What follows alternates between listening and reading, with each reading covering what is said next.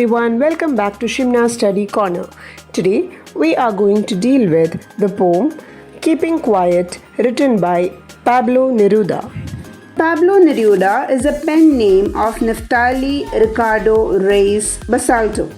He was actually born in Chile. Neruda's poems are full of easily understood images which make them no less beautiful. So once you go through this poem, you will understand that. Okay, he has not used, out of the world imageries or things like that. He keeps things very simple. He won the Nobel Prize for Literature in the year 1971. So coming to this poem, in this poem, Neruda talks about the necessity of quiet introspection and creating a feeling of mutual understanding among human beings.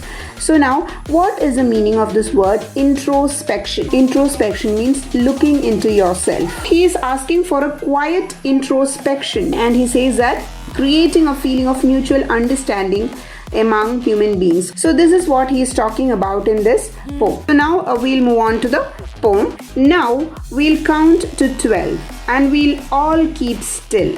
For once on the face of the earth, let's not speak in any language. Let's stop for 1 second and not move our arms so much. So what is he talking about? Now we'll count to 12. He is asking all the people around him to count till 12. Now this 12 might be symbolic of the 12 months in a year, that is throughout the year. It might mean the 12 zodiac signs. All the people in the world falls to one or the other zodiac sign. In that way, he is exhorting to all the people to count till 12. It's not enough if we just count till 12. What else should we do? We should keep still. That means stop moving. For once on the face of the earth, let's not speak in any language. So he is asking for a moment's silence where you don't speak any language. Now why shouldn't you speak any language? Because once you speak a language, barrier is created. If all the people in the world start speaking at once, it creates a difference, a distinction among people. So he doesn't want that to happen. He wants all human beings to be equal. That is why he says, let's keep quiet. Let's not speak in any language. For once on the face of earth. Face of earth refers to surface of the earth. So for once on the face of earth, let's not speak in any language. Let's stop for 1 second. So he is not asking for a long time of silence. He is just asking for at least a second of silence and not move our arms so much. So he doesn't want people just to stop talking. He wants them to stop moving. So he just wants everyone to freeze in every sense. They shouldn't speak, they shouldn't move. It would be an exotic moment without rush, without engines. We would all be together in a sudden strangeness. So what does he say? This particular moment when everyone keeps quiet, that would be an exotic moment. Exotic means a special, a unique moment. It would be a unique moment without rush. Without rush means there would be no rush to do anything. He doesn't want anyone to rush. Okay, without rush, without engines. Without engines means where there is no one moving, where there is no work being done, no equipments being used. Okay, so he wants everything to be in a standstill for a moment. And he says that this particular moment would be an exotic moment. Why would it be so special? Because when we observe a moment of silence like that, all of us actually are together. We are united. We are simply human beings at that particular moment. So he wants that kind of unity to come about for the people all around the world. So he says we would all be together in a sudden strangeness. So this is strange, isn't it? Throughout the world, everyone, people belonging to different castes, religions, language regions, everything, they're coming together, and that is pretty strange. But he still wants that unity, that togetherness amongst the people throughout the world. Fishermen in the cold sea would not harm whales, and the man gathering salt would look at his hurt hands. So he says that fishermen in the cold sea would not harm whales. Now why do fishermen go to sea? To kill and catch fish. Isn't it? Because that is their livelihood. The poet doesn't want violence, attack on other creatures, such other things to happen. So that is why he says at that particular moment, fishermen in the cold sea would not harm whales, and the man gathering salt would look at his hurt hands, because the man has already hurt his hands with the job that he is doing. Okay, that might be a tedious job, and that is why he would have hurt his hand. So at least for that one moment, he wouldn't hurt his hand anymore. So he wants a moment or a time where people don't hurt each other or hurt themselves. Those who prepare green wars, wars with gas, wars with fire, victory with no survivors, would put on clean clothes and walk about with their brothers in the shade doing nothing. Those who prepare green wars, wars with gas, wars with fire. Now, who does these people refer to? Green wars here refers to all the destruction that human being does to nature. The people who does that. Those people are referred to over here when he talks about those who prepare green wars. Wars with gases. Then we are talking about the normal wars. Wars among human beings, wars with gases, wars with fire.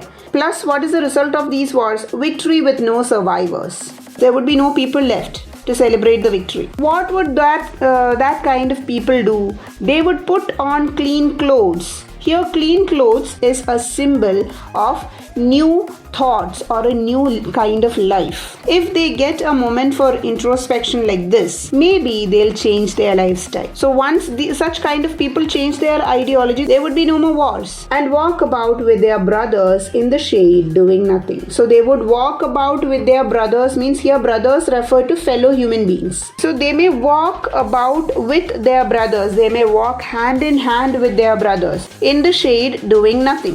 Doing nothing means not harming anyone. What I want should not be confused with total inactivity. Life is what it is about. I want no truck with death. If we were not so single-minded about keeping our lives moving and for once could do nothing, perhaps a huge silence might interrupt this sadness of never understanding ourselves and of threatening ourselves with death. So he is clarifying what I want should not be confused with total inactivity. Now when you read this poem, don't think like that. Should we sit still without doing anything productive? He says that is not what I meant. Then what is he talking about? Life is what it is about. I want no truck with death. So what he's saying that let life be as it is. Don't bring death into that with our activities. His intention is perfectly good. If we were not so single-minded about keeping our lives moving and for once could do nothing, perhaps a huge silence might interrupt the sadness of never understanding ourselves and of threatening ourselves with death. Human beings are so single-minded about our aims, our duties, isn't it? We are in a rush for all these things. So he says that due to that rush, what happens is that we are always sad. We don't understand actually what we want, which thereby may lead to wrong decisions, which may cause depressions, which may cause death. He says that if in this busy schedule where we are so much stressed, perhaps a huge silence might interrupt this sadness which is caused by the rush. So in order to interrupt that sadness, we need a huge silence. And that is what he is asking for. Perhaps the earth can teach us, as when everything seems dead and later proves to be alive, now I'll count up to 12 and you keep quiet and I'll go. So what does he mean? Now he is leaving these things to the readers. He has told whatever he wants to say. Now you readers think over it. That is what he is saying.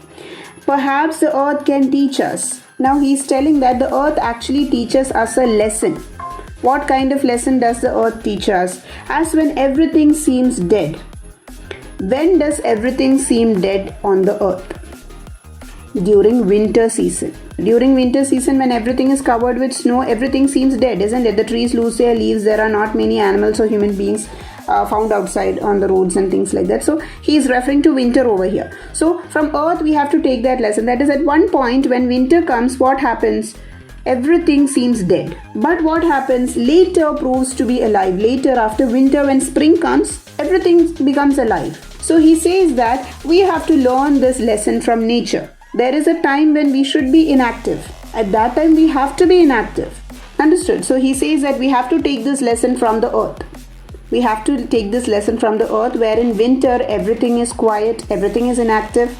But later on what happens? In the spring, everything becomes lively once again. Children, what are those two lines? Now I'll count up to 12 and you keep quiet and I will go. What does that mean?